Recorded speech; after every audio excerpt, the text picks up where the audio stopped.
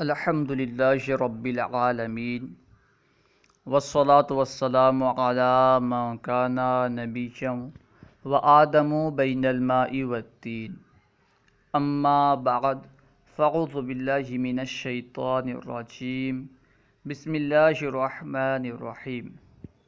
آج ہم انشاءاللہ عز و جل المحادثۃ العربیہ کا سبق نمبر 4 پڑھیں گے، تو آئیے شروع کرتے ہیں۔ اس سبق کا عنوان ہے حجرۃ النومی، یعنی سونے کا کمرہ، جسے بیڈ روم وغیرہ کہتے ہیں۔ حجرۃ النومی، سونے کا کمرہ۔ انام فی حجرۃ النوم علی السریر۔ انام کا معنی ہے میں سوتا ہوں۔ فی حجرۃ النوم، سونے کے کمرے میں، علی السریر، تخت پر۔ انام فی حجرۃ النوم علی السریر، میں سونے کے کمرے میں تخت پر سوتا ہوں۔ انام فی حجرۃ النوم علی السریر، میں سونے کے کمرے میں تخت پر سوتا ہوں۔ وقد وضع علی السریر حشیۃ فوقها ملاءۃ ووسادۃ۔ وقد وضع، اور تحقیق رکھا گیا، یعنی رکھا گیا، علی السریر، رکھا گیا ہے، سریر کہتے ہیں تخت کو، اور تخت پر رکھا گیا ہے، کیا رکھا گیا ہے؟ حشیۃ، گدا۔ حشیۃ کا معنی ہے گدا، اور تخت پر گدا رکھا گیا ہے۔ وقد وضع علی السریر حشیۃ، اور تخت پر گدا رکھا گیا ہے۔ وفوقها ملاءۃ، اور اس کے اوپر، یعنی گدے کے اوپر، وفوقها ملاءۃ، اور اس کے اوپر چادر ہے۔ ملاءۃ کا معنی ہے چادر، یعنی بیڈ شیٹ وغیرہ، ٹھیک ہے۔ وفوقها ملاءۃ، اور اس کے اوپر چادر ہے، یعنی بیڈ شیٹ ہے۔ ووسادۃ، اور تکیہ ہے۔ وسادۃ کا معنی ہے تکیہ۔ وقد وضع علی السریر حشیۃ فوقها ملاءۃ ووسادۃ، اور تخت کے اوپر گدا رکھا گیا ہے، تخت پر گدا رکھا گیا ہے، اور اس کے اوپر، یعنی گدے کے اوپر چادر ہے اور تکیہ ہے۔ وَأَتَغَطَّى فِي الشِّتَاءِ بِاللِّحَافِ، اتغطى کا معنی ہے میں چھپتا ہوں، میں اوڑھتا ہوں۔ وَأَتَغَطَّى، اور میں اوڑھتا ہوں، ٹھیک ہے۔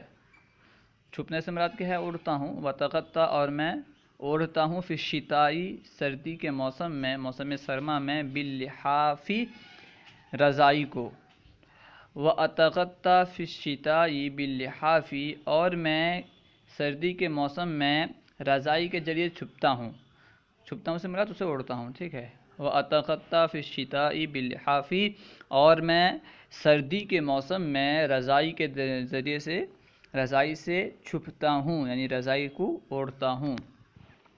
وَبِی حُجْرَةِ النَّوْمِ أَرِیکَةٌ وَکُرْسِیٌّ۔ وَبِی حُجْرَةِ النَّوْمِ، یہاں پہ با فی کے معنی میں ہے، یعنی سونے کے کمرے میں، ٹھیک ہے۔ وَبِی حُجْرَةِ النَّوْمِ، اور سونے کے کمرے میں، أَرِیکَةٌ وَکُرْسِیٌّ، أَرِیکَةٌ کہتے ہیں صوفے کو، کرسی یعنی کرسی۔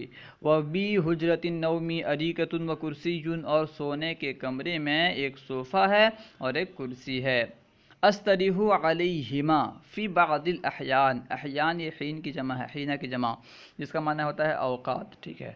وَأَسْتَرِیحُ عَلَیْہا فِی بَعْضِ الْأَحْیَانِ، جن دونوں میں بعض اوقات آرام کرتا ہوں۔ استریح علیہما فی بعض الاحیان، ان دونوں پر میں بعض اوقات آرام کرتا ہوں۔ وَمِصْبَاحٌ یُضِیءُ، اور ایک چراغ ہے جسے روشن کیا جاتا ہے۔ وَمِصْبَاحٌ، اور ایک چراغ ہے، یُضِیءُ، جسے روشن کیا جاتا ہے، یُضِیءُ، ٹھیک ہے۔ وَمِصْبَاحٌ، اور ایک چراغ ہے، یُضِیءُ، جسے روشن کیا جاتا ہے۔ وَبِہَا سِنْوَانٌ أَضَعُ فِیہِ مَلَابِسِی، سنوان کہتے ہیں الماری کو۔ وَبِہَا، اور اس میں، یعنی سونے کے کمرے میں، وَبِہَا سِنْوَانٌ أَضَعُ فِیہِ مَلَابِسِی، اور اس میں ایک الماری ہے جس میں میں اپنا کپڑا رکھتا ہوں، اپنے کپڑے رکھتا ہوں۔ وَبِہَا سِنْوَانٌ أَضَعُ فِیہِ مَلَابِسِی، ملابس لباس کی جمع ہے، ملبس لباس کی جمع ہے، جس کا معنی ہے کپڑے، ٹھیک ہے۔ اور اس میں ایک الماری ہے جس میں میں کپڑے رکھتا ہوں۔ وَمِشْجَبٌ أُعَلِّقُ عَلَیْہِ بَعْضَ هَذِهِ الْمَلَابِسِ، مشجب کہتے ہیں ہینگر کو، جس میں کپڑے وغیرہ لٹکاتے ہیں، ہینگر۔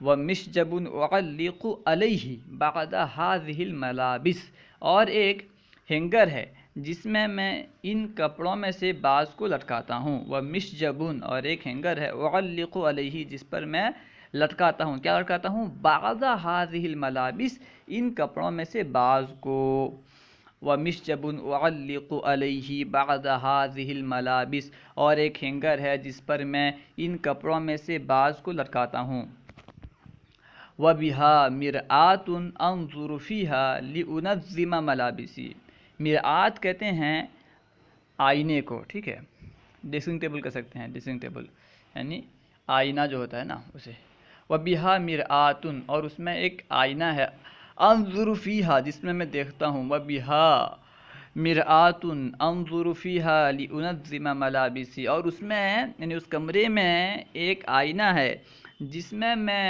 اپنے کپڑے کو درست کرنے کے لیے دیکھتا ہوں، انظر فیہا لانظم ملابسی جس میں میں دیکھتا ہوں تاکہ میں اپنے کپڑوں کو درست کروں، صحیح کروں، یعنی اپنے کپڑوں کو درست کرنے کے لیے جس میں میں دیکھتا ہوں، وبها مرآت انظر فیہا لانظم ملابسی اور اس میں ایک آئینہ ہے جس میں میں اپنے کپڑوں کو درست کرنے کے لیے دیکھتا ہوں، وقد فرش علی الارض هذه الحجرۃ بساط جمیلۃ، فرشہ کا معنی ہے بچھانا، بچھایا گیا ہے، فی ارض هذه الحجرۃ اس کمرے کی زمین پر، ارض کا معنی ہوتا ہے زمین، وقد فرش علی ارض هذه الحجرۃ اور اس کمرے کی زمین پر بچھایا گیا ہے، کیا بچھایا گیا ہے؟ بساط جمیل،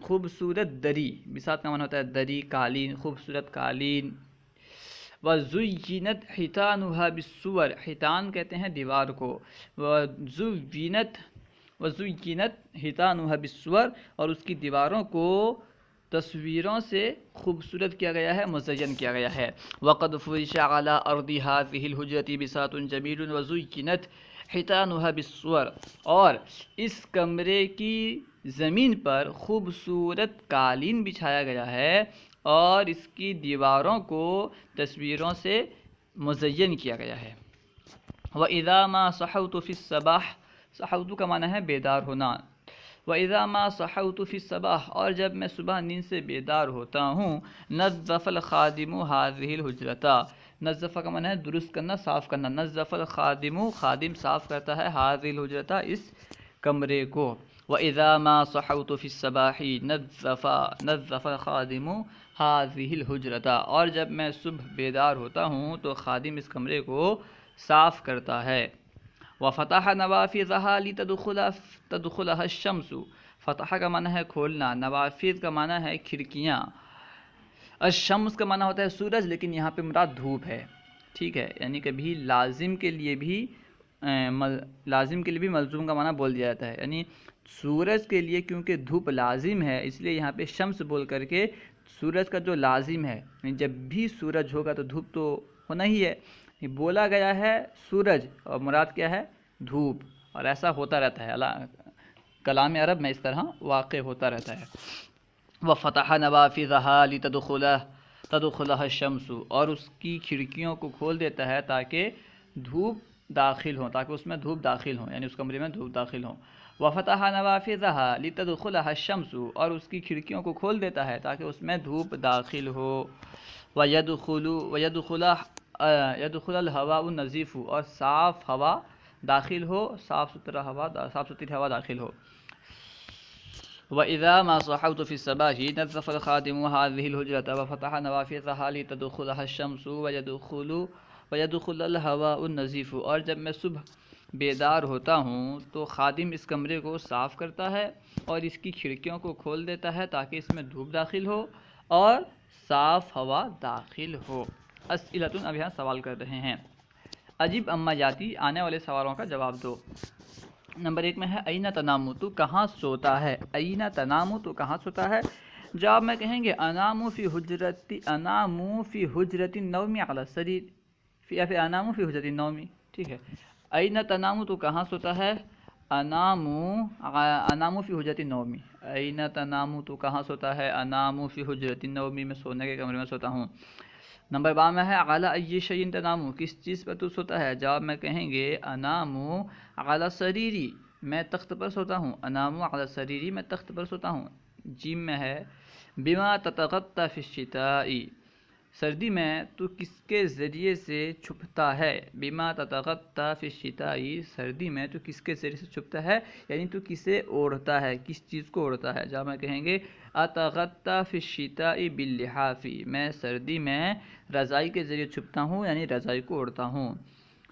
اتغطى فی الشتاء باللحاف. نمبر دال میں ہے اعلی ای شیء تعلق ملابسک، کس چیز پر تو اپنے کپڑوں کو لٹکاتا ہے، اعلی ای شیء، کس چیز پر، تعلق ملابسک، تو اپنے کپڑوں کو لٹکاتا ہے، اپنے لباسوں کو لٹکاتا ہے. جواب میں کہیں گے اعلق ملابسی علی المشجب، اعلق ملابسی علی المشجب، میں اپنے کپڑے ہینگر میں لٹکاتا ہوں. اعلق ملابسی علی المشجب، میں اپنے کپڑے ہینگر میں لٹکاتا ہوں. نمبر 5 میں ہے ما الذی یفرش علی ارض الحجرہ، وہ کیا ہے جسے بچھایا جاتا ہے، ما الذی، وہ کیا ہے، یفرش علی ارض الحجرتی، جسے کمرے کی زمین پر بچھایا جاتا ہے، جسے حجرے کی زمین پر بچھایا جاتا ہے. جواب میں کہیں گے یفرش علی ارض الحجرتی بساط، کمرے کی زمین پر دری بچھائی جاتی ہے یا قالین بچھا جاتا ہے. ٹھیک ہے. یفرش علی الارض الحجرتی، علی ارض الحجرتی بساط، یفرش علی ارض الحجرتی بساط. نمبر 2 ما فائدۃ کل مما یاتی، یعنی آنے والوں میں سے ہر ایک کا کیا فائدہ ہے، یعنی نیچے جو الفاظ انہوں نے دیا ہے اس کا کیا فائدہ ہے. سب سے پہلے ہے المشجب، مشجب کہتے ہیں ہینگر کو، ہینگر کا کیا فائدہ ہے کہ اس میں کپڑا لٹکایا جاتا ہے. فائدۃ المشجبی، مشجب کا فائدہ. اس کے بعد لکھنا ہے کہ تعلق الملابس علیہ، تعلق الملابس علیہ. ٹھیک ہے. اس طرح کہہ سکتے ہیں کہ فائدۃ المشجبی، فائدہ المشجب لکھ دیں، اس کے بعد تعلق الملابس فیہ، تعلق الملابس فیہ. اس کے بعد ہے الحشیۃ، الحشیۃ کا معنی ہے گدا. گدا کا فائدہ کیا ہے، اس کے جواب میں کہیں گے فائدۃ الحشیۃ، تو فائدۃ الحشیۃ اس کو کہیں تو تودع علی السریر، کہ اسے تخت پر رکھا جاتا ہے، وتنام فیہ، اور اس میں سویا جاتا ہے. ٹھیک ہے. فائدۃ الحشیۃ، گدا کا فائدہ یہ ہے کہ تودع الحشیۃ علی السریر، تودع الحشیۃ علی السریر، تخت پر گدے کو رکھا جاتا ہے، وتنام فیہ. ٹھیک ہے. یا پھر وانام فیہ، اس میں سویا جاتا ہے. یا پھر اس طرح کہہ سکتے ہیں کہ تودع الحشیۃ علی السریر، گدے کو تخت پر رکھا جاتا ہے للنوم، ٹھیک ہے، سونے کے لیے. تودع الحشیۃ علی السریر للنوم، گدے کو تخت پر رکھا جاتا ہے سونے کے لیے. اس کے بعد ہے السیوان، السیوان کہتے ہیں الماری کو.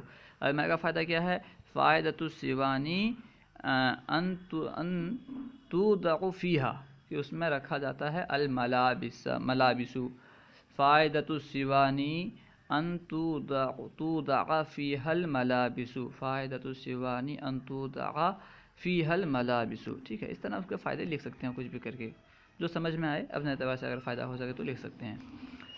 نمبر 3 میں ہے اجب فیما لا یقل عن سطر اما یاتی، یعنی جواب دو آنے والے کا جو کہ ایک سطر سے کم نہ ہو، یعنی جو سوال کر رہے ہیں اس کا جواب دو اور جواب ایک سطر سے کم نہیں ہونا چاہیے. ماذا یفعل الخادم، خادم کیا کرتا ہے، لیتظل حجرۃ النوم صحیۃ، تاکہ سونے کا کمرہ صحیح ہو جائے، یعنی سونے کے کمرے کو صحیح کرنے کے لیے خادم کیا کرتا ہے. ماذا یفعل الخادم لیتظل حجرۃ النوم صحیۃ، خادم کیا کرتا ہے سونے کے کمرے کو صحیح کرنے کے لیے. جواب میں کہیں گے نظف الخادم حجرۃ النوم، خادم سونے کے کمرے کو صاف کرتا ہے. وفتح نوافذها لتدخلها الشمس، اور اس کی کھڑکیوں کو کھول دیتا ہے تاکہ اس میں دھوپ داخل ہو. وفتح نوافذها لتدخلها الشمس، اور اس کی کھڑکیوں کو کھول دیتا ہے تاکہ اس میں دھوپ داخل ہو، ہوا النظیف، اور ویدخل فیها ویدخلها الہواء النظیف، اور اس میں صاف ہوا داخل ہو. ٹھیک ہے، ایک سطر تو عام طور پر اتنا ہو جائے گا. اللہ و رسولہ اعلم. اگر کوئی بات سمجھ میں نہ آئی ہو یا کوئی درسیات کے متعلق سوال کرنا چاہتے ہوں تو کمنٹ باکس میں سوال کریں، انشاءاللہ عز و جل ممکنہ صورت میں جواب دیا جائے گا. ہمارے یوٹیوب چینل فیضان درس اسلامی کو ضرور سبسکرائب کریں. السلام علیکم ورحمۃ اللہ وبرکاتہ.